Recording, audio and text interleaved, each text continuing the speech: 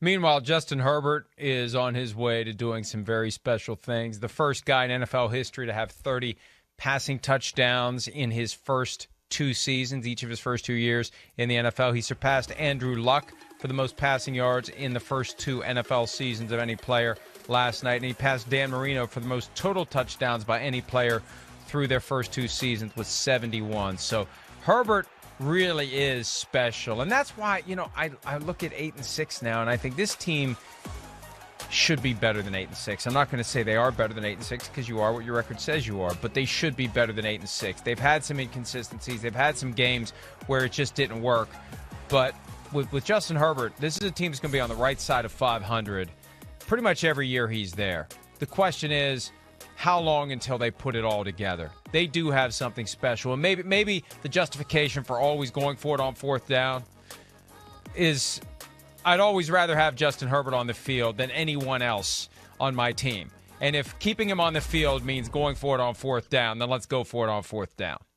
Yeah, and that's what Brandon Staley's been talking about. You have a special quarterback. You have somebody who can go out there and make all of the throws, make some unbelievable throws. I mean, that throw that he had last week, 59-yard touchdown, was one of the best things that you'll ever see, because that's just, most people don't have the arm strength, the capability of throwing that. I mean, the touchdown he had last night to Keenan Allen, that he just fires that thing in there, man. It was like there was smoke coming off the ball. So there are special things that he can do, and it's so fun that both he and Patrick Mahomes are in the AFC West so that we get this matchup 2 times a year. I don't know if I really expected the Chargers to be much better than they are right now. I mean, Staley's still a first-year head coach, and then Herbert, especially as he is, he's still a second-year QB. So there's still a long way for him to grow. I mean, I don't think he's even close to his ceiling, which is awesome for not just the Chargers, but the rest of us in the NFL who, get to watch him play.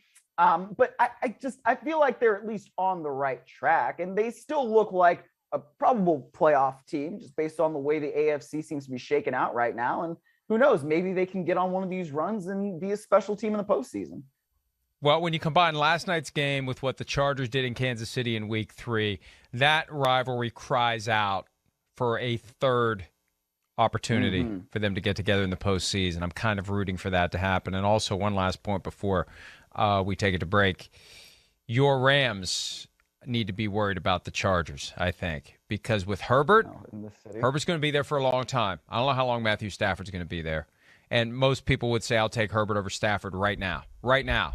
Not just for 10 years or 5 years, but right now, give me Herbert over Stafford. Your Rams, who have enjoyed, they got the head start in the return to the market, and they've been in the market before, and it's kind of like the Rams are here and the Chargers are here, and the Chargers are the B team. I don't think the Chargers are going to be the B team for very long in that market. Well, I mean, if Lincoln Riley really gets USC going, then they could both be the B and C team to the A of USC. That's the way football seems to work here in Southern California. So we'll see. I mean, I think that, you make a good point with that. Look, Justin Herbert looks like one of the top 2 guys that people would probably start a franchise with right now. And the other guy, I think, would be on the other sideline, in last night's game. So I think whenever you have a quarterback like that, who is not just one of the best young players at the position, but one of the best players, period, at the position, yeah, that sets you up as a franchise to be pretty good in the long term and perhaps take control of the market. But the Rams haven't really had a down year since Sean McVay's been there. So, I mean, you can call it a down year when you go 9-7 and miss the playoffs, but like the Rams hadn't had that many winning seasons in a row since the 70s. Right? Like, this is not something that's, their franchise has been that particularly great. Even the greatest show on turf days, they didn't have that many consecutive winning seasons in a row as they've had with Sean McVay. Oh, I know, and they may continue it, but the problem is the Chargers may be ready to leapfrog them. Hi, I'm Mike Tirico, and thanks for watching. Make sure to hit subscribe for the latest news and highlights from NBC Sports.